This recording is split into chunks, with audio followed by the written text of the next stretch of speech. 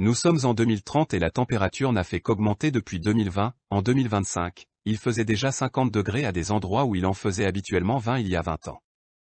Les touristes faisaient des insolations à cause du soleil. Elon Musk utilisa sa fortune pour créer une nouvelle forme de tourisme et être la seule entreprise à le proposer, le tourisme interplanétaire. Tous les scientifiques furent étonnés des progrès qui ont été faits en aussi peu de temps, mais cela a été rendu possible grâce à une nouvelle forme d'énergie appelée la fusion nucléaire. Cela permet, sans rentrer dans les détails, de recréer l'énergie d'un soleil sur Terre. En 10 ans, l'humanité a réussi à atteindre une civilisation de type 3, ce qui veut dire que nous pouvons utiliser toutes les ressources de notre galaxie. Le tourisme interplanétaire est un tourisme à travers les planètes. Il y a par exemple des planètes de type plage avec du sable et de l'eau ou même de type montagne en passant par des planètes campagne. Pour rejoindre les planètes, les touristes utilisent des vaisseaux développés par SpaceX. Les plus gros problèmes de ces planètes ont été le ravitaillement, eau, nourriture, produits ménagers, mais aussi de créer une atmosphère fiable dans laquelle on put vivre toutes les sortes de vie. De plus, il a fallu trier tous les déchets et faire attention à ne pas recréer la même chose que sur la Terre. Le principal moyen pour recréer une atmosphère fiable a été d'apporter de l'eau et d'avoir une planète chaude, cela a permis de créer une forme de vie comme sur la Terre. Cela nous amène donc au ravitaillement.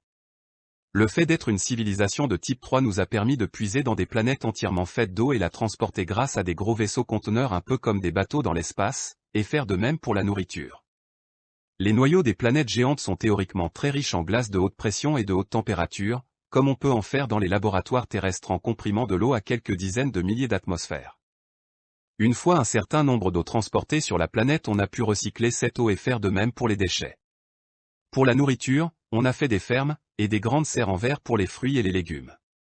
Il y a des moyens de transport comme des petits vaisseaux volants, des métros souterrains allant à 2000 km/h du métro panoramique.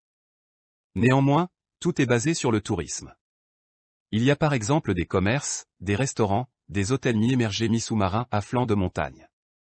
Les touristes n'ont jamais le temps de s'ennuyer, car il y a des hôtels, des boîtes de nuit, de quoi faire des sauts en parachute ou à l'élastique des eaux contenant des espèces disparues, mammouths, tigres à dents de sabre, rhinocéros blancs etc., des parcs d'attractions verticaux.